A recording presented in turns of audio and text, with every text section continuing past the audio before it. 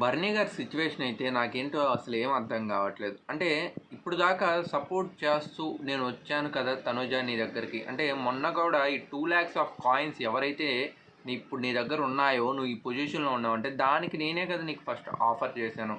But అలాంటిది ఇప్పుడు నేను ఒక హెల్పింగ్ సిచ్యువేషన్‌లో ఉంటే నువ్వెందుకు డైరెక్ట్ నాకు ఒక స్టాండ్ తీసుకోవట్లేదు? మళ్ళీ మధ్యలో ఆలోచిస్తున్నావేంటి?